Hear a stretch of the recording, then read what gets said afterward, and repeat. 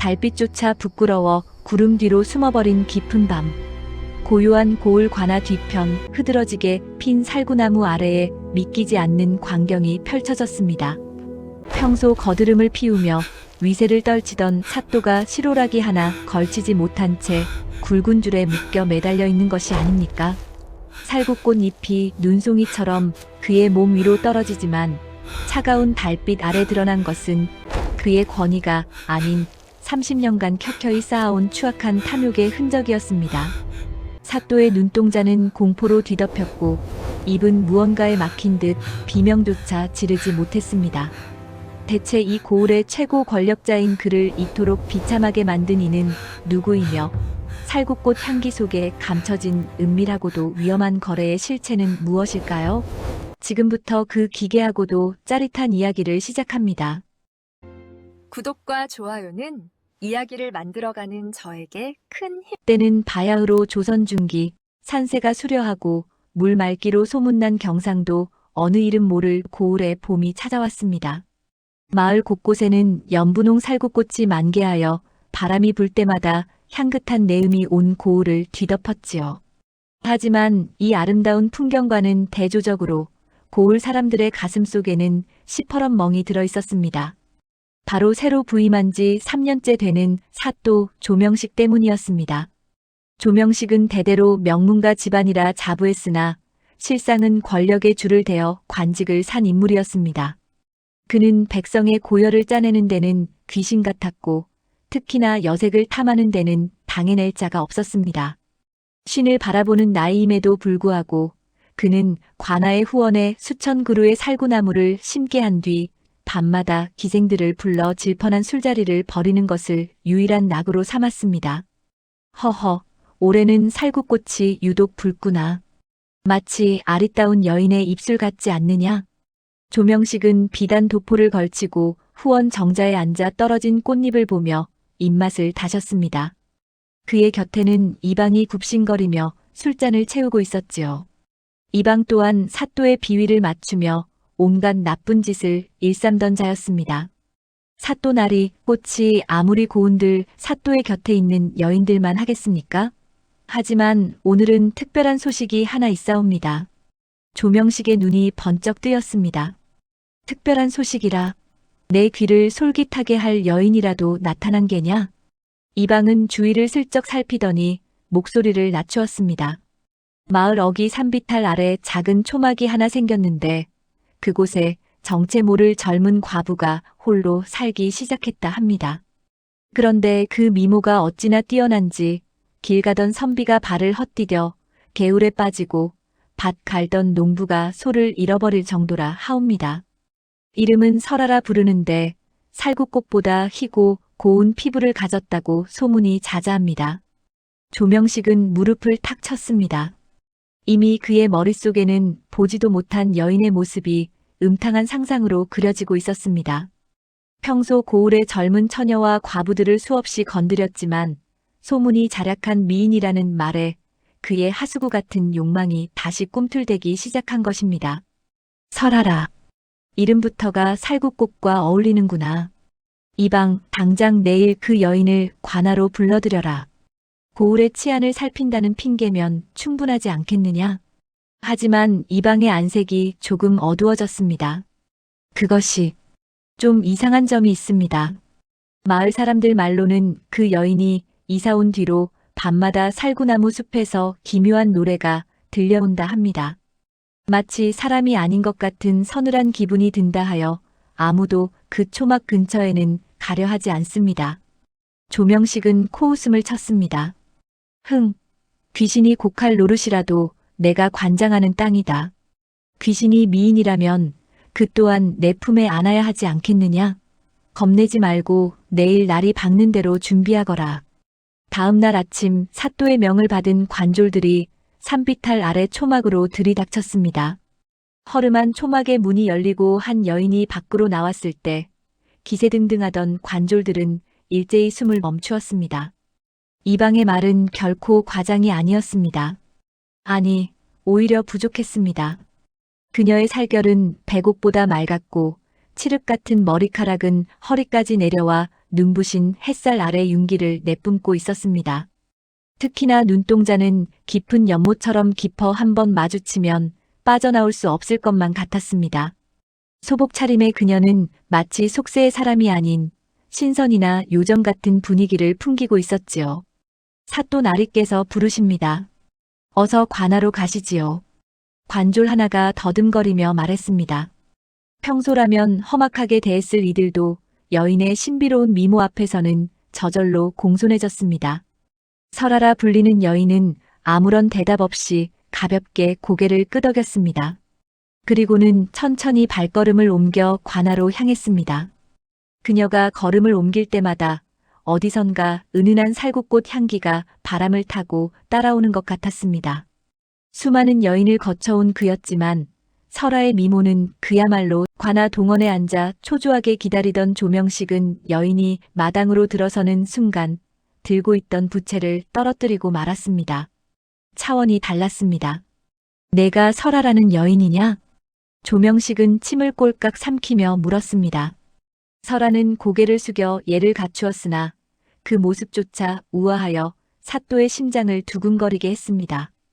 예, 사또나리. 산 아래 비루한 초막에 사는 설아라 하옵니다. 그녀의 목소리는 옥쟁반에 굿을 굴러가듯 청아하면서도 묘한 울림이 있었습니다. 조명식은 이미 정신이 반쯤 나간 상태였습니다. 그는 어떻게든 이 여인을 오늘 밤 자신의 침소로 끌어들일 궁리만 했습니다. 홀로 사는 여인이 타지에서 고생이 많겠구나. 내 너의 사정을 딱히 여겨 관아의 후원 별채를 내어줄 터이니 오늘부터 그곳에서 머물도록 해라. 그것이 고을 백성을 살피는 나의 도리이니라. 말도 안 되는 억지였지만 권력 앞에서는 그것이 곧 법이었습니다. 설아는 잠시 침묵하더니 살며시 고개를 들어 사또와 눈을 맞추었습니다. 그 순간 조명식은 온몸에 전기가 흐르는 듯한 오싹함을 느꼈습니다. 하지만 그것이 공포인지 쾌락인지 구분하지 못한 채 그는 오직 그녀를 탐하고 싶다는 욕망에만 눈이 멀어 있었습니다. 사또 나리의 은혜가 망극하옵니다. 하오나, 저를 후원에 머물게 하신다면 한 가지 약조를 해주셔야 합니다. 약조?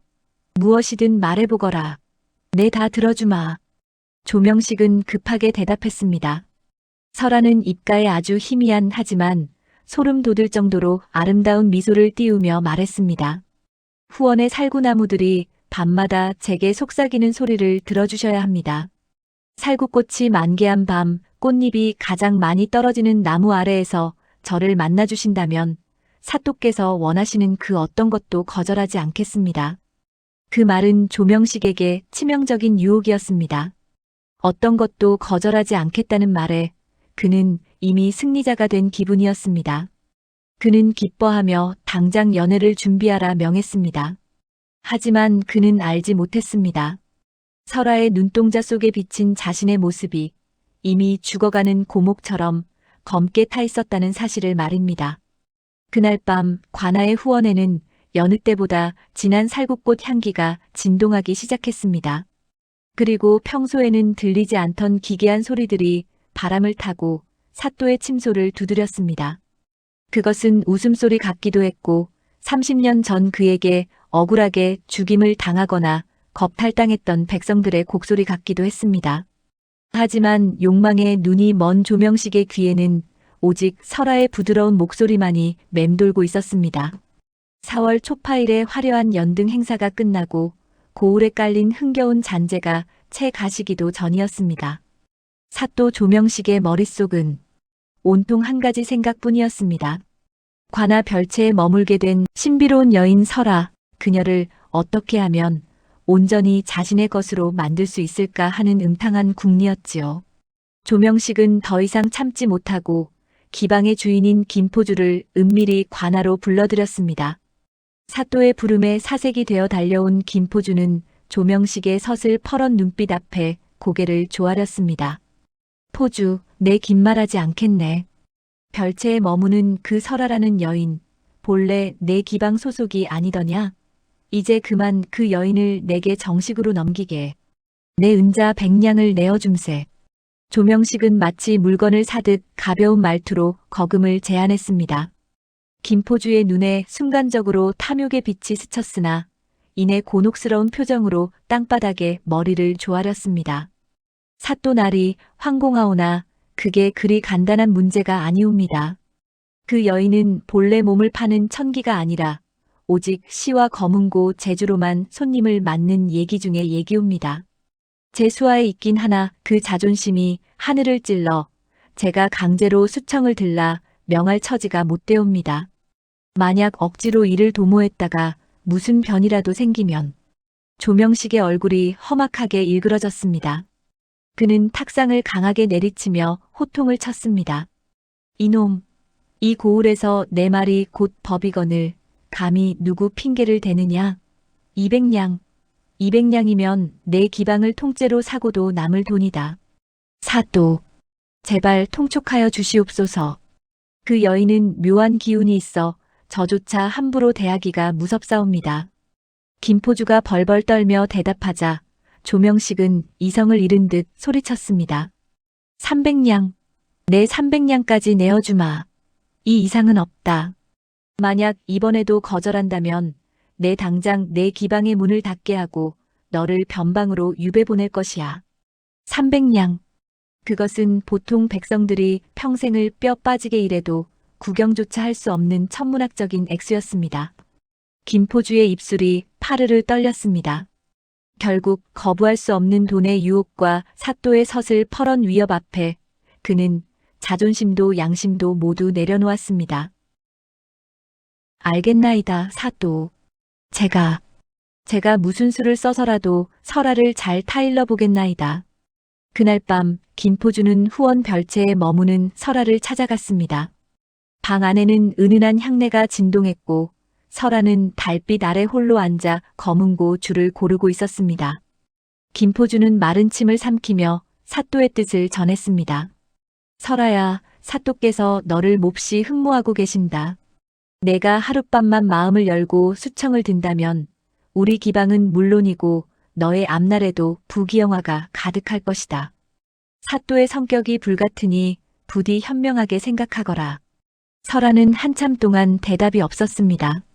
촛불에 비친 그녀의 옆 얼굴은 창백할 정도로 희었으나 길게 뻗은 속눈썹 아래 눈빛만은 기괴할 정도로 형형하게 빛나고 있었습니다. 그녀는 천천히 검은고 줄을 튕기더니 낮은 목소리로 속삭였습니다. 알겠사옵니다. 사또의 뜻이 정 그러하시다면 제가 직접 사또를 뵙고 인사를 올리고 싶사옵니다. 다만 다른 이의 방해 없이 단둘이서만 뵙기를 원하나이다. 김포주는 의외라는 듯 눈을 크게 떴습니다. 그토록 고고하던 여인이 이토록 쉽게 응할 줄은 몰랐던 것이지요. 그는 기뻐하며 당장 사또에게 이 소식을 전했습니다. 나흘 후 보름달이 뜨기 직전에 고요한 밤이었습니다. 초파일에 화려했던 등불이 아직 마을 곳곳에 남아 밤하늘을 수놓고 있었지요. 설화는 평소의 수수한 차림과는 전혀 다른 모습으로 사또의 집무실을 찾아왔습니다. 불타는 듯한 붉은색 저고리에 깊은 밤하늘을 닮은 자주색 치마를 입은 그녀의 모습은 눈이 시리도록 화려했습니다.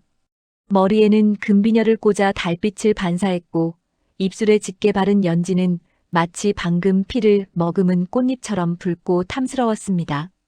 가볍게 분을 바른 뺨에서는 묘한 요염함이 뿜어져 나와 조명식의 이성을 마비시키기에 충분했습니다.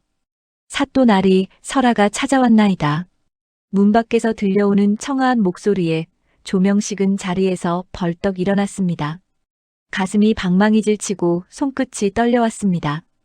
드디어 그토록 갈망하던 여인을 품에 안을 수 있다는 기대감에 눈이 뒤집힐 지경이었지요. 오, 어서 들어오게. 어서. 설화는 소리 없이 문을 열고 방 안으로 들어왔습니다. 촛불이 일렁이며 그녀의 그림자를 벽에 길게 드리웠는데 그 모습이 마치 거대한 뱀이나 짐승이 사또를 덮치려는 듯 기괴한 형상을 하고 있었습니다. 하지만 욕망의 눈먼 조명식은 그런 불길한 징조 따위는 안중에도 없었습니다. 사또, 오늘 이렇게 찾아온 것은 나리의 청을 받아들이기 위함이옵니다. 설아의 말에 조명식은 입가를 실룩거리며 다가갔습니다. 허허, 역시 그대도 내 진심을 알아주었구나. 자, 어서 이리 가까이 오게. 하지만 설아는 부드럽게 손을 내저으며 거리를 두었습니다. 하오나 사또 한 가지 조건이 있사옵니다. 사또께서는 여느 남자들과는 다른 특별한 정기를 타고나셨음을 제가 첫눈에 알아보았나이다. 조명식은 그 말에 어깨를 으쓱하며 헛기침을 했습니다. 자신을 영웅처럼 치켜세우는 미인의 칭찬에 기분이 머리 끝까지 고조되었습니다. 허허, 그대가 사람 보는 눈이 있구나. 내 기운이 보통이 아니긴 하지. 예, 하오나 그 귀한 정기가 아직 온전히 깨어나지 못해 안타까울 따름입니다. 만약 사또께서 제 말대로만 하신다면 그 정기를 완전히 폭발시켜 지금까지 단 한 번도 경험하지 못한 환희와 영생에 가까운 젊음을 얻으실 수 있나이다. 젊음과 환희라고? 그게 무슨 말이냐? 조명식은 홀린 듯 그녀에게 다가갔습니다. 설아의 몸에서는 은은한 살구꽃 향기와 함께 매캐한 매화 향기가 섞여 나와 그의 코끝을 간지럽혔습니다. 향기에 취한 사또의 눈동자가 흐릿해지기 시작했습니다. 보름달이 뜨는 밤 하늘의 기운이 땅으로 내려와 살구나무 숲에 모이는 시간이 있습니다. 그때 특별한 의식을 치러야 하나이다. 후원 가장 깊은 곳, 가장 오래된 살구나무 아래는 예부터 신령한 기운이 모이는 명당이라 전해지나이다. 조명식의 이성이 잠시 경고 신호를 보냈습니다. 의식이라니 무언가 이상했습니다. 하지만 눈앞에서 유혹적인 자태로 미소 짓는 설아의 붉은 입술이 모든 의심을 덮어버렸습니다. 그 의식이란 게 대체 무엇이냐? 설아는 사또의 귀에 입술을 가까이 대고 아주 은밀하게 속삭였습니다. 하늘의 기운을 온몸으로 받아들이기 위해서는 거추장스러운 인간의 허물을 모두 벗어 던져야 하나이다. 실오라기 하나 걸치지 않은 자연 그대로의 모습으로 살구나무 아래 서 계셔야만 나무의 정기가 사또의 몸속으로 파고들어 환희를 완성할 수 있사옵니다.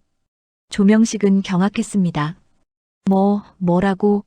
사또인 내가 벌거벗고 숲속에 서 있으란 말이냐? 설아는 슬픈 표정을 지으며 뒤로 한 발 물러났습니다. 역시 사또께서는 그 정도의 용기가 없으시군요. 하늘이 내린 영생의 기회를 놓치시는 것이 제가 다 안타깝습니다. 저는 그 밤 그곳에서 사또를 기다리고 있을 생각이었는데 말이지요. 기다리고 있겠다는 그 한마디가 조명식의 가슴에 불을 질렀습니다. 달빛 아래 벌거벗은 미인과 단둘이 숲속에 있는 상상. 그것은 사또에게 어떤 위험보다도 강렬한 유혹이었습니다. 네, 내가 언제 못한다고 했느냐. 그까짓 의식하면 될 것 아니냐. 설아의 입가에 차가운 승리의 미소가 번졌습니다. 과연 사또 날이십니다. 다만 이것은 신성한 의식이니 절대 아무에게도 들키시면 안 됩니다. 다른 이의 부정한 눈길이 닿는 순간 모든 기운은 저주가 되어 돌아올 것이니까요. 오직 혼자서 삼경이 지나 자정 무렵에 그 나무 아래로 오셔야 합니다. 조명식은 이미 거칠어진 숨을 내쉬며 고개를 끄덕였습니다. 설아는 조용히 방을 나갔고 그녀가 떠난 자리에는 기괴할 정도로 진한 향취만이 남아 조명식의 밤을 괴롭혔습니다. 그는 그날 이후 보름달이 뜨기만을 손꼽아 기다리며 매일 밤 욕정의 불길 속에서 허우적거렸습니다. 하지만 그는 꿈에도 몰랐습니다. 그가 기다리는 것이 환희가 아닌 처절한 심판의 시간이라는 것을 말입니다. 약속한 보름날까지는 아직 열흘이라는 시간이 남아 있었습니다. 하지만 욕망의 불길에 휩싸인 사또 조명식에게 그 열흘은 억겁의 세월처럼 길게만 느껴졌습니다. 그는 낮이고 밤이고 집무실에 앉아 설아의 환영만을 쫓았습니다. 눈을 감으면 그녀의 붉은 입술이 귓가에 영생을 속삭였고 눈을 뜨면 살구꽃 향기가 코끝을 맴돌며 그를 미치게 만들었지요. 정문은 이미 뒷전이었습니다. 백성들의 억울한 호소는 들리지 않았고 오직 보름날 밤 설아에게 바칠 진귀한 선물과 그날의 환희만이 그의 머릿속을 가득 채웠습니다. 그 무렵 평화롭던 고을에는 흉흉한 소문과 함께 백성들의 피눈물이 개울처럼 흐르기 시작했습니다. 사또께서 미치지 않고서야 어찌 이럴 수 있단 말인가. 작년 흉년에 곡식 한 톨 남지 않았는데 세금을 또 올리다니. 그뿐인가. 세금을 못 내는 집은 아전들이 들이닥쳐 조상 대대로 내려온 땅 문서까지 빼앗아 간다네. 길가에 나앉은 노인이 벌써 몇인지 아는가. 백성들의 원성은 하늘을 찔렀으나 관아의 담장은 높고 견고했습니다. 조명식은 오히려 더 악독하게 아전들을 닥달했습니다. 설아에게 줄 비단과 금비녀, 그리고 자신의 권위를 더욱 화려하게 치장할 돈이 필요했기 때문입니다. 아전, 이번 달 거둔 세금의 장부를 가져오너라. 얼마나 모였느냐? 조명식이 탐욕스러운 눈을 빛내며 물었습니다. 장부를 든 아전의 손이 바들바들 떨렸습니다. 사또날이 이미 정해진 양의 2배를 거두었사옵니다. 백성들의 곳간에는 이제 쥐새끼 한 마리 먹을 곡식조차 남지 않았나이다. 더 이상은 무리이옵니다. 조명식은 탁상을 발로 차며 불같이 화를 냈습니다. 부족하다. 3배를 거두어라. 땅이 없으면 집을 헐고 집이 없으면 가재도구라도 팔아치워라. 내 보름날까지 은자 1000냥을 더 마련하라고 하지 않았느냐. 명을 어길 시에는 내 놈의 목부터 칠 것이야. 아전은 차가운 바닥에 머리를 찌으며 대답했습니다. 명을 받들겠나이다. 어찌하든 마련해보겠나이다. 그날 밤 관아 앞 주막에서는 아전과 관속들이 모여 한숨 섞인 술잔을 기울였습니다. 이를 어찌한단 말인가. 사또께서 별채에 머무는 그 여인에게 홀려 완전히 넋이 나가셨네. 사람이 저토록 변할 수 있단 말인가. 그 설아라는 여인 말이네. 고고하기가 하늘 같던 얘기가 어찌 저런 탐과 놀이를 받아들였는지 도무지 이해가 안 가네. 무언가 불길한 징조 같아 내 등골이 서늘하다네. 한편 후원 별채에서는 고요한 밤 공기를 가르는 검은고 소리가 울려 퍼지고 있었습니다. 땡그랑 땡그랑. 줄을 튕기는 소리는 맑았으나 어딘가 서늘했고 아름다우면서도 살을 애는 듯한 슬픔이 서려 있었습니다. 설아는 창밖의 살구나무 가지가 바람에 흔들리는 것을 무표정하게 바라보고 있었습니다. 언니, 정말 이 위험한 일을 끝까지 하실 건가요? 별채에서 시중을 들던 어린 기생초이가 떨리는 목소리로 물었습니다. 설아는 잠시 손을 멈추고 깊은 연못 같은 눈으로 초이를 바라보았습니다. 그래야만 해. 이미 5년 전 그날부터 정해진 길이었단다. 하지만 만약 사또가 눈치를 채기라도 하면 언니의 목숨이 위태로워요. 지금이라도 도망쳐요. 초희의 걱정 어린 말에 설아는 쓸쓸하게 그러나 서늘한 미소를 지었습니다.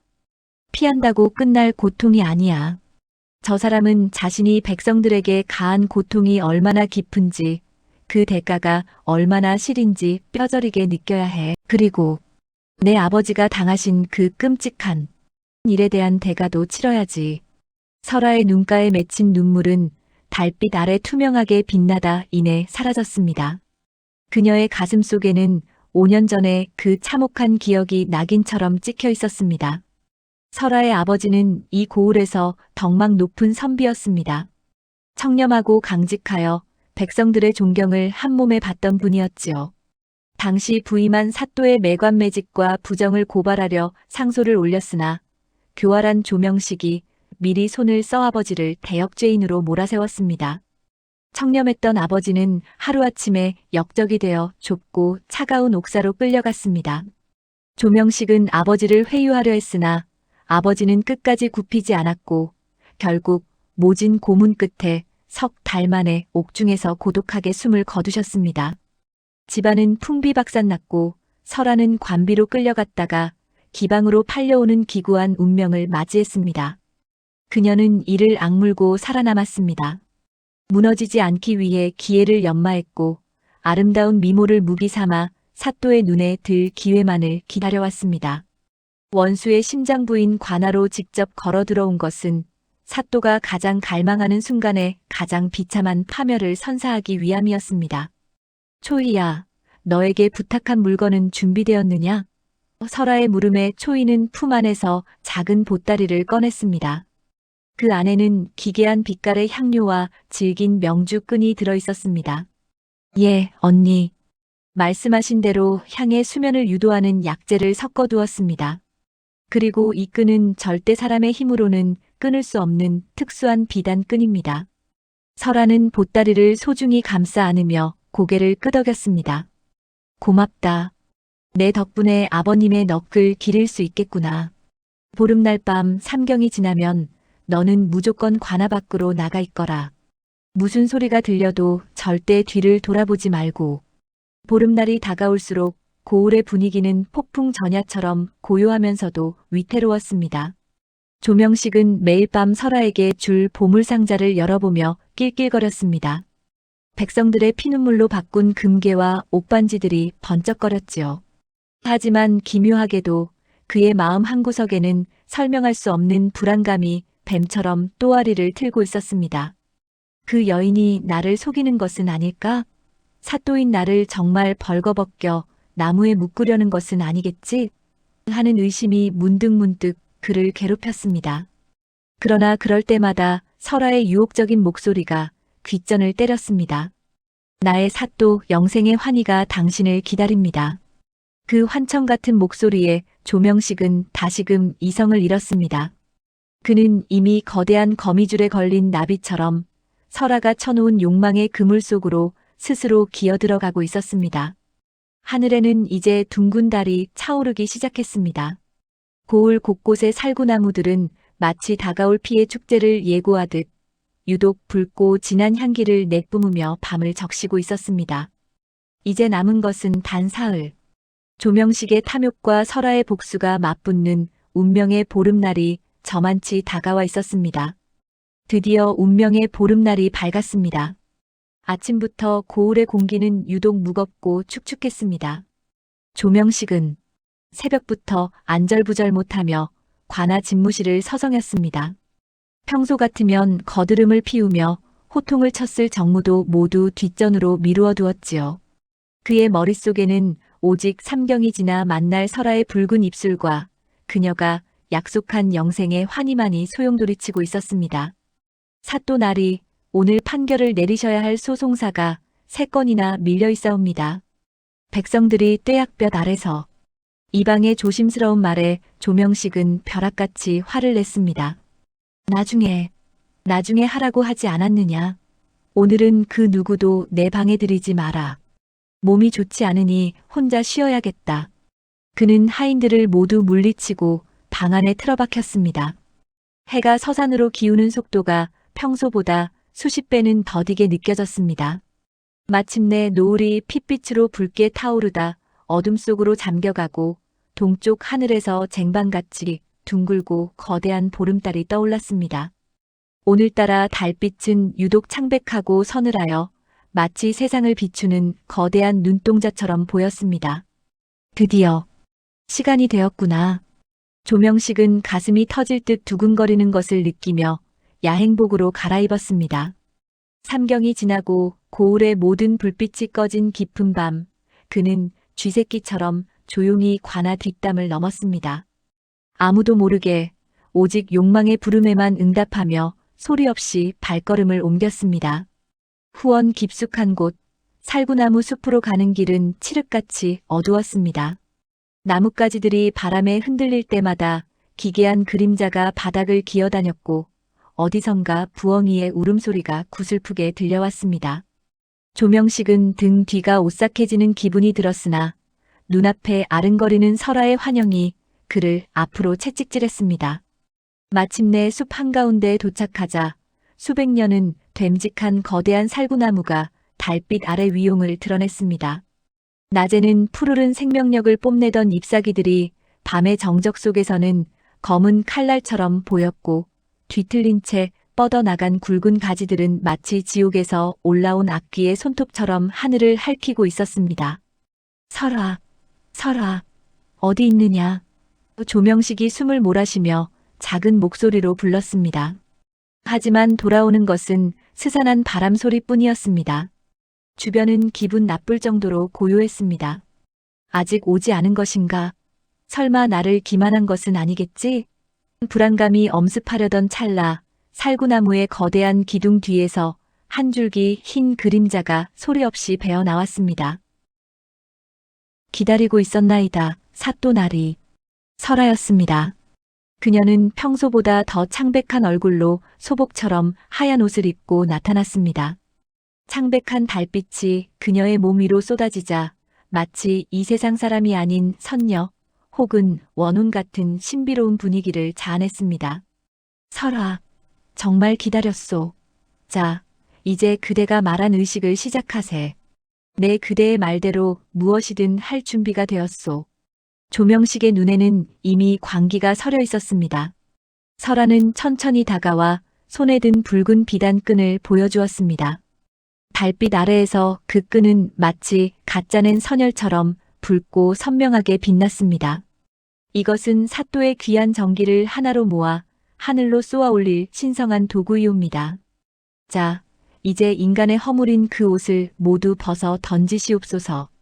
대지의 기운이 사또의 살갗을 직접 파고들어야만 환희가 완성되나이다. 조명식은 잠시 주저했습니다. 일국의 사또라는 자가 야산 한복판에서 실오라기 하나 걸치지 않는다는 것은 상상조차 할 수 없는 수치였지요. 하지만 설아의 깊은 눈동자가 유혹하듯 그를 꿰뚫어 보았고 그녀의 붉은 입술이 살포시 열리며 달콤한 향기를 내뿜었습니다. 주저하신다면 영생의 기회는 사라질 것입니다. 저는 오직 용기 있는 분만을 위해 이 자리에 왔사옵니다.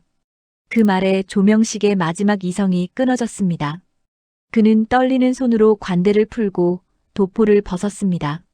저고리와 바지, 그리고 속옷까지 하나둘씩 바닥으로 떨어졌습니다.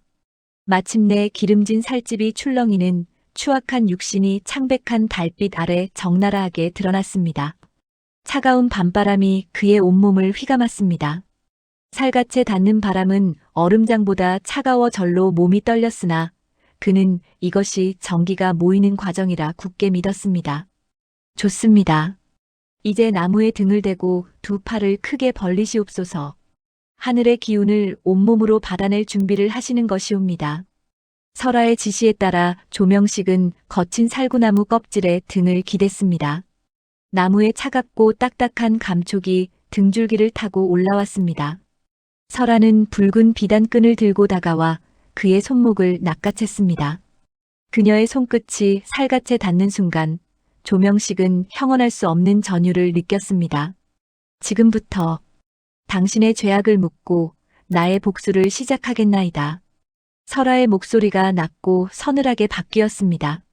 그녀는 눈 깜짝할 사이에 조명식의 양손과 양발을 살구나무 기둥에 단단히 묶어버렸습니다. 붉은 비단끈은 뱀처럼 그의 팔다리를 감아 돌았고 조명식이 무언가 이상함을 느끼고 몸을 뒤트는 순간 이미 그는 십자가에 못 박힌 죄수처럼 나무에 고정되어 버렸습니다. 설아, 이것이 의식이 맞는 것이냐? 몸이 전혀 움직이지 않는구나. 끈이 너무 조여 아프다. 어서 풀어다오. 조명식이 당황하여 소리쳤습니다. 하지만 돌아온 것은 설아의 은쟁반 옷굿을 굴러가던 웃음소리가 아닌 가슴을 후벼 파는 차가운 조소였습니다. 설아는 한 발자국 물러나며 벌거벗은 사또의 추한 꼴을 경멸 어린 눈으로 내려다보았습니다. 의식이라니요? 참으로 어리석고 추악한 인간이로군요. 그 나이 먹도록 남의 고열을 빨아먹더니 머릿속엔 음탕한 생각만 가득 차 사리분별조차 못하시는군요. 뭐라고? 이 천한 기생년이 감히 사또인 나에게 무슨 소리를 하는 것이냐. 당장 이 끈을 풀지 못할까? 조명식이 발버둥을 쳤지만 특수하게 제작된 비단끈은 움직일수록 살점을 파고들 뿐이었습니다. 설아는 품속에서 두꺼운 장부 보따리를 꺼내 그의 눈앞에 던졌습니다. 이것이 무엇인지 아시겠습니까? 당신이 백성들의 피눈물을 짜내어 가로챈 부정 세금 장부와 강제로 빼앗은 땅 문서들입니다. 당신이 내 품에 안길 망상에 빠져 있는 동안 어린 관비들이 목숨을 걸고 당신의 집무실 비밀 감고를 털어 가져온 것들이지요. 조명식의 안색이 흑빛으로 변했습니다. 어떻게 내가 그것을 5년 전 이 고을에서 청렴하기로 소문났던 한 선비를 기억하십니까? 당신의 부정을 상소하려다 역적으로 몰려 차가운 옥사에서 굶어 죽었던 그 선비 말입니다. 그분이 바로 제 아버님이십니다. 설아의 목소리가 미세하게 떨렸습니다. 5년간 억눌러왔던 분노와 슬픔이 달빛 아래 폭발하듯 뿜어져 나왔습니다. 저는 그날 이후 이름을 바꾸고 기방의 밑바닥을 기며 당신의 목을 칠 날만을 기다려왔습니다. 당신이 그토록 좋아하던 살구꽃 향기가 당신의 무덤이 될 향기라는 사실은 꿈에도 모르셨겠지요. 설아. 아니, 제발 살려다오.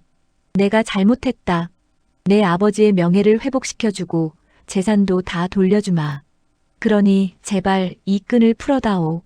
조명식이 비굴하게 눈물을 흘리며 빌었습니다. 그러나 설아의 눈에는 오직 서늘한 결의만이 가득했습니다. 이미 늦었습니다. 곧 동이 트고 고을 사람들이 이 숲을 지나게 될 것입니다. 벌거벗은 채 살구나무에 묶여 자신이 훔친 땅 문서들을 발치에 쌓아둔 사또의 모습을 온 세상이 보게 되겠지요. 그것이 당신이 지은 죄에 대한 가장 작은 대가입니다. 설아는 차갑게 몸을 돌렸습니다. 그녀의 하얀 옷자락이 살구꽃잎과 섞여 어둠 속으로 멀어져 갔습니다. 가지 마라. 설아. 거기 서라. 인연. 사람 살려. 누구 없느냐. 조명식의 처절한 비명이 밤 공기를 갈랐으나 숲의 고요함은 그의 외침을 비웃듯 집어삼켰습니다. 오직 둥근 보름달만이 그의 추악한 알몸을 조롱하듯 비추고 있었고 살구나무의 가지들은 이제 그를 영원히 놓아주지 않겠다는 듯 더욱 단단히 그의 몸을 짓누르고 있었습니다. 조명식은 그렇게 평생 잊지 못할 가장 길고도 시린 밤을 살구나무에 묶인 채 보내야 했습니다. 설아가 어둠 속으로 완전히 사라진 뒤에도 그는 한동안 정신을 차리지 못하고 허공에 대고 욕설을 내뱉었습니다. 이 발칙한 년, 당장 돌아오지 못할까? 내 너를 능지처참하고 내 뼈를 갈아 마실 것이다. 누구 없느냐? 게 아무도 없느냐? 처음에는 분노가 머리끝까지 치밀어 올랐습니다. 일국의 고을을 다스리는 사또를 이토록 처참하게 모욕한 죄를 어떻게 물을지 벌써부터 온갖 잔혹한 형벌을 머릿속에 그렸지요. 하지만 시간이 지날수록 분노의 불길은 차가운 밤 공기에 식어갔고 그 자리를 채운 것은 뼛속까지 파고드는 근원적인 공포였습니다. 밤은 점점 깊어만 갔고 살구꽃 향기는 어느덧 비릿한 죽음의 냄새처럼 변해 있었습니다. 벌거벗은 몸을 가려줄 것은 창백한 달빛뿐이었으나 그것은 온기를 주기는커녕 조명식의 육신을 더욱 시리게 만들었습니다. 살갗에 닿는 바람은 날카로운 칼날이 되어 그의 온몸을 난도질하는 듯 했습니다. 조명식의 기름진 몸뚱이는 추위에 파르르 떨리기 시작했고 딱딱거리는 이빨 소리는 정적만이 가득한 숲속에서 유일한 비명이 되어 울려 퍼졌습니다. 살려다오. 제발 나를 좀 도와다오. 어느덧 위세 높던 호통은 비굴한 애원으로 바뀌어 있었습니다. 하지만 숲은 대답이 없었습니다. 평소라면 고을 사람들의 아첨과 기생들의 웃음소리로 가득했을 그의 주변에는 이제 오직 차가운 정적과 흔들리는 나뭇가지의 기괴한 소리만이 가득했습니다. 하늘의 달은 무심하게도 천천히 서쪽으로 기울어갔고 총총히 박힌 별들은 조명식의 수치스러운 알몸을 구경하는 수천 개의 눈동자처럼 보였습니다. 내가 정말 이대로 얼어 죽는 것인가? 손끝과 발끝에서 감각이 사라지기 시작했습니다. 피는 얼어붙어 흐름을 멈춘 듯했고 온몸의 근육은 나무줄기처럼 딱딱하게 굳어갔습니다. 죽음의 문턱이 눈앞에 보이기 시작하자 기묘하게도 그의 머릿속으로 지난날의 기억들이 주마등처럼 스쳐 지나갔습니다. 처음 관직에 올라 뜻을 품었던 젊은 시절이 아닌 탐욕의 눈먼 이후의 추악한 장면들만이 선명하게 떠올랐습니다. 흉년이 들어 굶어 죽어가는 백성들을 외면한 채 거두어들였던 산더미 같은 세금 곡식들, 어린 딸을 뺏기지 않으려 울부짖던 아비의 멱살을 잡던 관졸들의 모습, 그리고 무엇보다 5년 전 자신의 부정을 막으려던 청렴한 선비를 역적으로 몰아 옥사시킨 뒤 그의 재산을 가로채며 낄낄거렸던 자신의 모습이 괴물처럼 나타나 그를 비웃었습니다. 그때 내가 아주 조금만 인간의 도리를 지켰더라면. 하지만 후회는 언제나 때늦게 찾아오는 법입니다.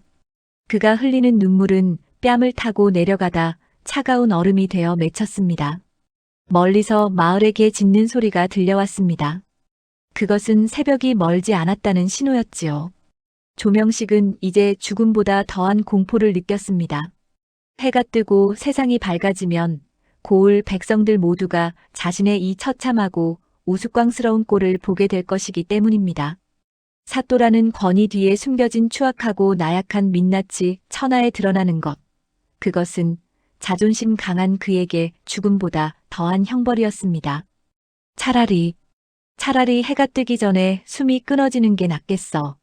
간절한 바람과는 달리 동쪽 하늘은 무심하게도 서서히 밝아오기 시작했습니다. 검은 장막이 걷히고 남색빛이 번지더니 이내 푸른 새벽빛이 숲을 채웠습니다. 새들이 지저귀며 아침을 깨웠고 어딘가에서 닭 울음소리가 길게 울려 퍼졌습니다. 세상이 활기차게 깨어나는 그 순간 조명식은 지옥의 문이 열리는 기분을 느꼈습니다. 그는 차마 눈을 뜰 수 없었습니다. 하지만 감은 눈꺼풀 너머로 사람들의 웅성거림이 들려오기 시작했습니다. 저기 살구나무 아래 뭐가 매달려 있는데? 사람 아니야? 저기 봐, 사람이 묶여 있어. 아이고, 저게 누구야? 설마 사또 날이 아니신가? 처음에는 믿기지 않는다는 듯 놀라움 섞인 목소리들이 터져 나왔습니다. 조명식은 고개를 푹 숙인 채 그저 바닥만 바라보았습니다. 하지만 사람들은 하나둘씩 더 모여들었습니다. 아침 산길을 지나던 나무꾼들, 물을 길러가던 아낙네들, 그리고 밭일을 나가던 농부들까지 가던 길을 멈추고 살구나무 주위로 구름처럼 몰려들었습니다. 세상에, 정말로 사또시네. 어떻게 저런 꼴로 나무에 매달려 계신데? 옷도 하나 걸치지 않고. 대체 밤새 무슨 일이 있었던 거야? 쯧쯧. 평소에 색을 그렇게 밝히시더니 필시 요괴에게라도 홀린 게 분명해. 사람들의 수군거림이 비수가 되어 그의 온몸을 찔렀습니다. 수치심에 얼굴이 벌겋게 달아올랐으나 벌거벗은 몸을 가릴 방도는 없었습니다. 그때 누군가 살구나무 뿌리 옆에 놓인 커다란 보따리를 발견했습니다. 이게 뭐야? 나무 옆에 웬 보따리가 있는데? 한 노인이 호기심에 조심스레 보따리의 매듭을 풀었습니다. 그 안을 확인한 노인의 눈이 휘둥그레졌습니다. 아니, 이건 우리 고을의 세금 장부잖아. 그리고 여기 이 문서들은. 노인의 목소리가 떨렸습니다. 그는 종이 하나를 집어들고 크게 소리쳤습니다. 이건 작년에 빼앗긴 박서방네 땅 문서야. 여기 최신의 집 문서도 있어. 세상에, 사또가 가로챈 우리 백성들의 재산이 여기 다 들어있단 말이네. 그 순간 숲을 가득 채웠던 놀라움은 거대한 분노의 함성으로 바뀌었습니다. 이럴 수가. 사또라는 자가 우리를 이토록 철저히 속이고 고혈을 빨아먹었단 말인가. 우리가 굶주릴 때 이 장부들을 숨겨두고 호의호식했단 말이지. 천벌을 받은 게야. 하늘이 노하셔서 사또를 이렇게 벌거벗겨 나무에 묶어두신 게 분명해. 백성들의 매서운 눈빛이 묶여있는 조명식에게 쏟아졌습니다. 평소 같으면 고개도 들지 못했을 힘없는 백성들이었으나 이제 그들의 눈에는 분노와 멸시만이 가득했습니다. 제발 날 좀 풀어주시오. 내가 잘못했소. 제발. 조명식은 비굴하게 빌고 또 빌었습니다. 하지만 그 누구도 선뜻 나서서 끈을 풀어주지 않았습니다. 오히려 누군가는 바닥에 굴러다니던 돌을 던졌고 누군가는 침을 뱉었습니다. 그에게 사또로서의 권위는 단 한 조각도 남아있지 않았습니다. 아전들을 불러오너라. 한참이 지나서야 소식을 들은 관아의 아전들이 혼비백산하여 달려왔습니다. 벌거벗은 채 묶여 비참하게 울고 있는 사또의 모습을 본 아전들은 경악하여 입을 다물지 못했습니다. 사또 나리, 이게 어찌 된 일입니까? 닥치고 나를 풀어라. 어서. 아전들은 황급히 달려들어 질긴 비단끈을 칼로 끊어냈습니다. 그리고는 자신들의 겉옷을 벗어 사또의 추한 몸을 가렸습니다. 조명식은 아전들의 부축을 받으며 관아로 끌려갔습니다. 하지만 그것은 구원이 아니었습니다. 이미 고을 모든 백성의 눈에 그의 추악한 실체가 각인되었고 그가 가로챘던 부정의 증거물들은 백성들의 손에 들려 있었으니까요.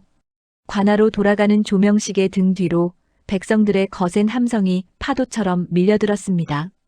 그것은 한 권력자의 종말을 알리는 종소리이자 억눌렸던 백성들의 승리 선언이었습니다. 관아로 돌아온 조명식은 수치심에 몸을 떨며 내실에 틀어박혔습니다. 아전들이 급히 가져다준 옷을 꿰어 입었으나 살구나무에 묶여 백성들의 조롱을 받던 그 서늘한 감촉은 사라지지 않았습니다.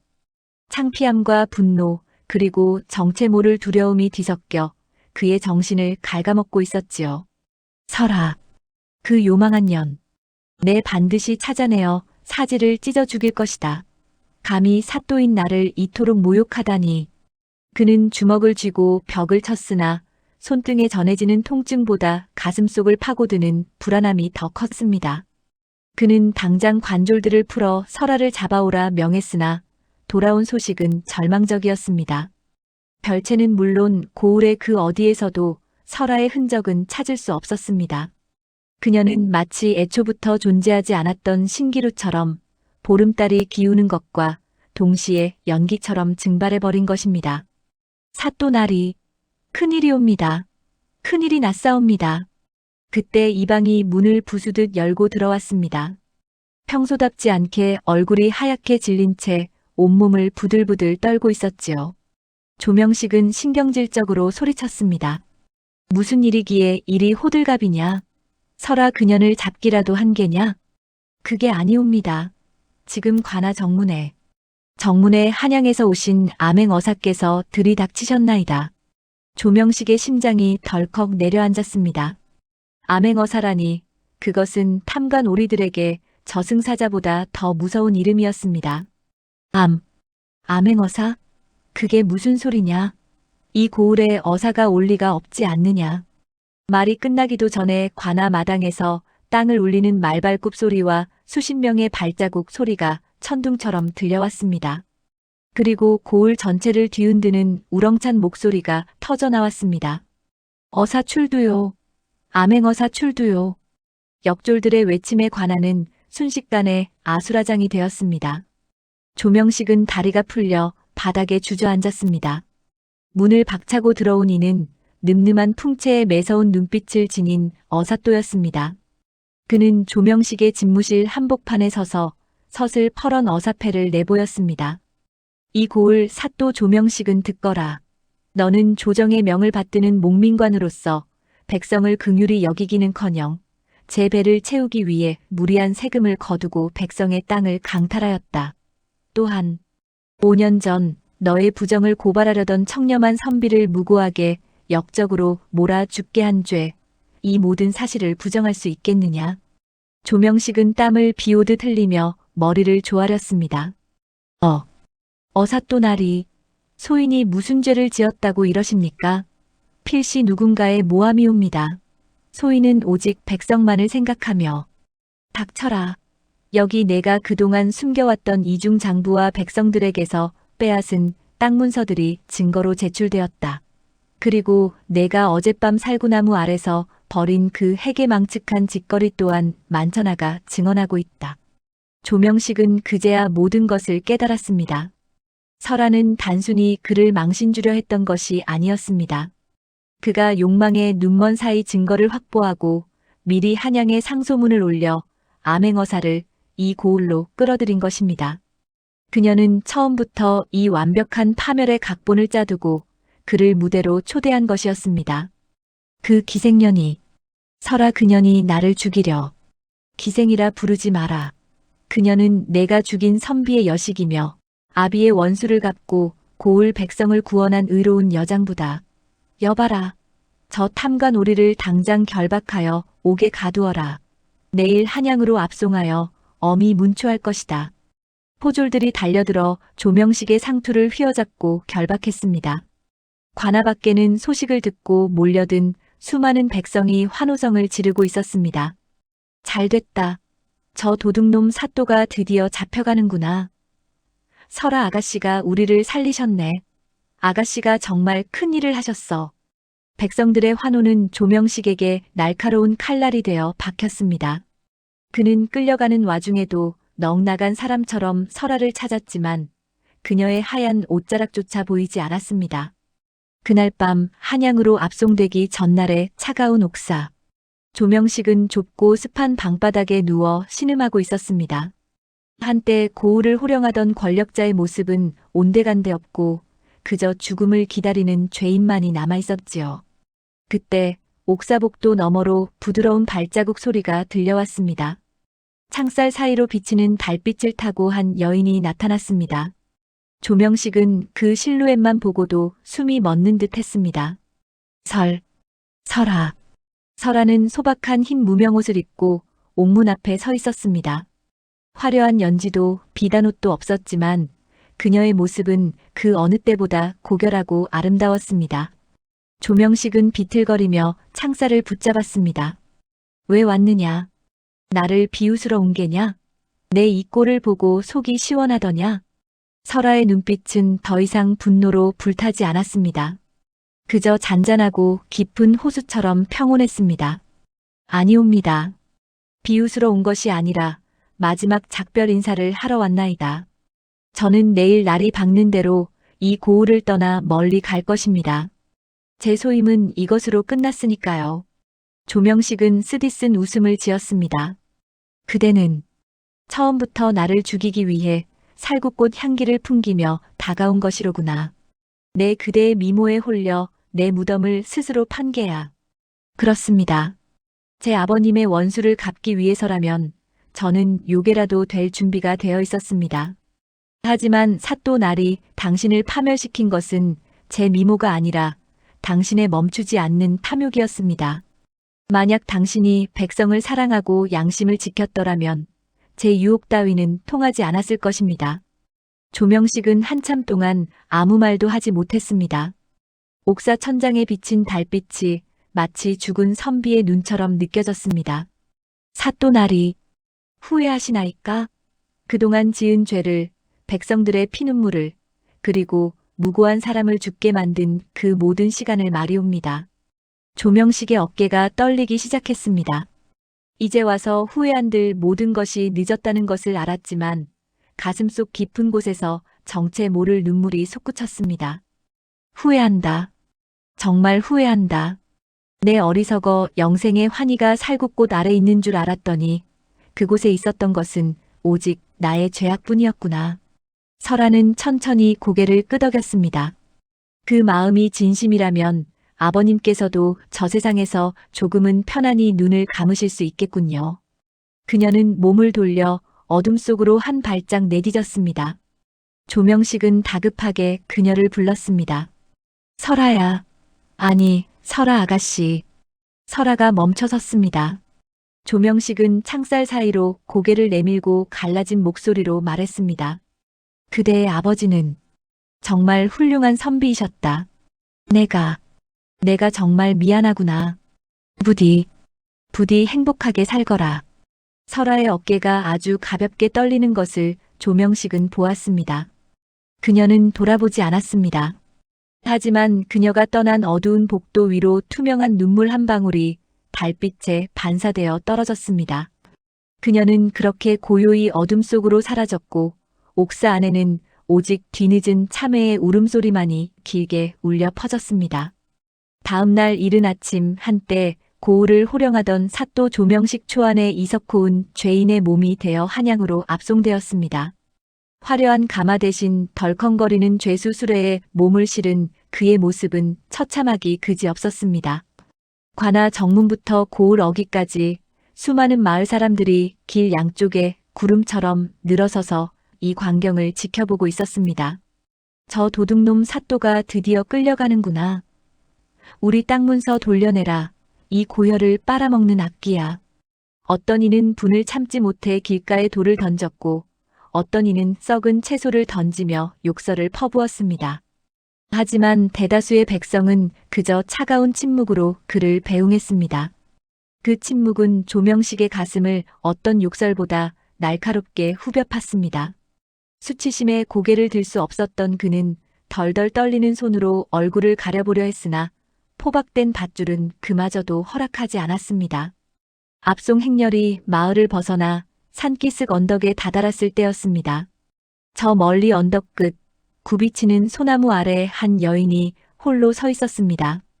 달빛 아래서 보았던 그 화려한 연지는 지워졌으나 바람에 날리는 하얀 옷자락은 여전히 눈이 시리도록 고결해 보였습니다. 설아였습니다. 그녀는 바람에 머리카락이 흩날리는 것도 아랑곳하지 않고 멀어져 가는 죄수 수레를 묵묵히 바라보고 있었습니다. 조명식은 본능적으로 고개를 들어 그녀와 눈이 마주쳤습니다. 분노나 원망이 솟구칠 줄 알았으나 막상 그녀를 마주하자 밀려온 것은 형언할 수 없는 부끄러움과 뼈아픈 후회뿐이었습니다. 내가 그토록 탐했던 여인이 진정 나를 파멸시킨 것이 아니라 나의 탐욕이 나를 이곳으로 밀어넣었구나. 조명식은 비로소 깨달으며 고개를 푹 숙였습니다. 수레가 언덕을 넘어 마을의 풍경이 완전히 사라질 때까지 설아는 그 자리에 못 박힌 듯 서서 아버지의 원수가 사라지는 길을 지켜보았습니다. 언니, 이제 정말 떠나시는 거예요? 뒤따라온 어린 기생초이가 젖은 목소리로 물었습니다. 설아는 천천히 몸을 돌렸습니다. 그녀의 눈동자에는 5년 동안 품어온 서슬 퍼런 칼날 대신 이제야 찾아온 잔잔한 평화가 깃들어 있었습니다. 그래. 이곳에 남겨둔 한은 이제 모두 바람에 씻겨보냈단다. 이제는 내 이름이 아닌 아버지의 딸로서 살아가야지. 어디로 가실 건데요? 한양으로 가셔서 어사또 나리의 도움을 받으실 수도 있잖아요. 설아는 먼 산등성이에 걸린 구름을 바라보며 쓸쓸하게 미소 지었습니다. 권력의 곁은 겉보기엔 화려하나 속은 썩기 쉬운 법이다. 나는 아버지의 고향으로 내려가 작은 초막을 짓고 그곳에서 아버님의 제사를 모시며 조용히 흙을 일구며 살 작정이다. 사람의 욕심이 얼마나 덧없는 것인지 보았으니 이제는 욕심 없는 삶을 살고 싶구나. 초이는 눈물을 훔치며 설아의 소매자락을 잡았습니다. 저도 함께 가면 안 될까요? 언니 혼자 그 먼 길을 어찌 가시려고요. 설아는 초희의 손을 따뜻하게 맞잡았습니다. 너는 이제 막 꽃을 피울 나이가 아니냐. 나처럼 복수와 증오에 매달려 청춘을 보내지 마라. 너는 내 인생을 살아라. 누구의 도구도 누구의 놀이개도 아닌 온전한 너 자신으로 말이다. 그날 저녁 설아는 낡은 보따리 하나만을 어깨에 메고 조용히 마을을 떠났습니다. 그녀가 고을을 완전히 벗어나기 전 마지막으로 발길을 멈춘 곳은 기방 뒤뜰의 오래된 살구나무 앞이었습니다. 보름달 아래서 한 사내의 욕망을 결박했던 그 나무는 이제 지는 노을빛을 받아 붉게 물들어 있었습니다. 아버지, 이제 차가운 옥사가 아닌 따뜻한 양지 바른 곳에서 편히 쉬세요. 이 못난 딸이 드디어 원수를 갚고 백성들의 눈물도 조금은 닦아주었습니다. 설아는 나무를 향해 절을 올렸습니다. 그녀의 이마가 흙바닥에 닿을 때 어디선가 불어온 바람이 살구나무 가지를 흔들며 화답하듯 속삭였습니다. 그녀는 단 한 번도 뒤를 돌아보지 않고 묵묵히 노을 속으로 걸어 들어갔습니다. 한편 한양 의금부로 압송된 조명식은 추상 같은 신문을 받았습니다. 설아가 목숨을 걸고 확보한 세금 장부와 땅 문서들은 움직일 수 없는 증거가 되었습니다. 또한 조명식의 폭정에 신음하던 백성들의 증언이 구름처럼 몰려들었습니다. 대신들 앞에서 조명식은 결국 모든 죄를 자백하며 바닥에 엎드렸습니다. 조명식, 내 죄는 산보다 높고 바다보다 깊으니 마땅히 차명에 처해야 하나 임금님께서 자비를 베푸시어 내 관직을 박탈하고 절해고도로 영원히 유배를 보낼 것을 명하셨다. 조명식은 그렇게 먼 남쪽 섬으로 평생 유배를 가게 되었습니다.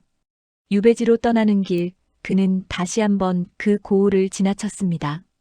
멀리 보이는 기방 뒤뜰의 살구나무는 여전히 그 자리에 서서 바람에 잎을 흔들고 있었습니다. 내가 조금만 양심을 지켰더라면 지금쯤 저 나무 그늘 아래서 백성들과 웃고 있었을 것을. 하지만 엎질러진 물은 다시 담을 수 없고 지나간 시간은 돌아오지 않습니다. 그는 눈물을 흘리며 멀어져가는 살구나무를 끝까지 바라보았습니다. 세월은 유수와 같이 흘러 어느덧 3년이라는 시간이 지났습니다. 조명식이 유배를 떠난 뒤 그 고을에는 새로운 사또가 부임했습니다. 그는 전임자의 파멸을 교훈 삼아 백성들의 곳간이 차야 나라가 바로 선다는 믿음으로 선정을 베풀었습니다.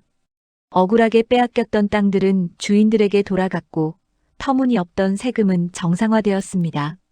마을 곳곳에는 다시 아이들의 웃음소리가 들리고 백성들의 얼굴에는 활기가 돌기 시작했습니다. 어느 화창한 봄날이었습니다. 기방 뒤뜰의 살구나무에 다시 하얀 꽃들이 눈부시게 피어났습니다.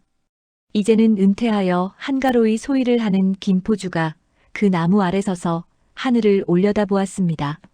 설아 낭자는 그 후 어찌 되었을까? 이 꽃을 보니 그날 밤의 향기가 다시 나는 듯하구먼. 사람들은 가끔 술잔을 기울이며 그녀를 떠올렸습니다. 고을을 구한 은인이자 탐과 놀이의 간담을 서늘하게 했던 전설 속의 여인으로 말입니다. 하지만 정작 설아가 어디로 갔는지 어떻게 살고 있는지 아는 이는 아무도 없었습니다.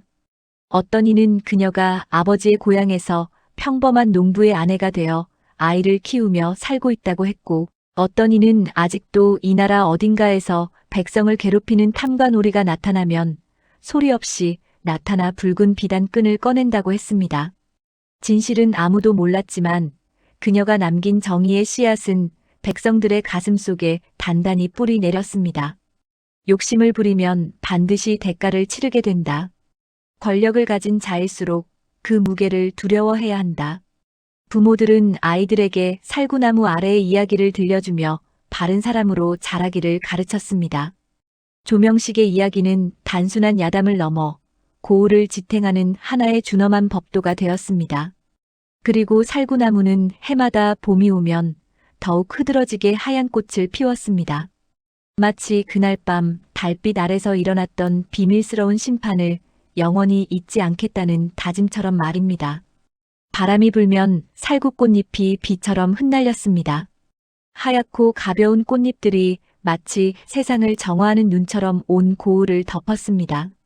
어린아이들은 깔깔거리며 흩날리는 꽃잎을 받아들었고, 노인들은 나무 그늘 아래 앉아 부채질을 하며 예시하기를 이어갔습니다. 그때 그 설아라는 기생이 말이야, 달빛을 타고 내려와 사또를 나무에 묶었다지 뭔가. 이야기는 꼬리에 꼬리를 물고 이어졌습니다. 세월이 흘러 강산이 바뀌어도 이 교훈만큼은 변치 않고 사람들의 귓가를 맴돌았습니다. 그리고 먼 곳, 어쩌면 이름 모를 산골 마을의 조그만 무덤 앞에서 한 여인이 살구꽃 가지를 올리며 미소 짓고 있을지도 모릅니다. 그녀가 원했던 것은 대단한 권력도 금은보화도 아니었습니다. 오직 아버지의 억울함을 씻어내고 다시는 그런 슬픔이 반복되지 않는 세상을 만드는 것, 그것뿐이었습니다. 교훈. 오늘 전해드린 야담은 탐욕의 눈먼 권력자의 처참한 말로와 정의를 바로잡은 한 여인의 복수를 담고 있습니다. 권력은 영원할 것 같으나 백성의 원성 앞에는 한낱 물거품과 같고, 달콤해 보이던 욕망의 끝은 결국 자신을 묶는 밧줄이 되어 돌아왔습니다. 우리 인생도 이와 다르지 않을 것입니다. 내 손안의 부귀영화보다 더 소중한 것은 어느 누구 앞에서도 떳떳할 수 있는 양심과 도리임을 다시 한번 되새겨봅니다. 시청해주셔서 감사합니다.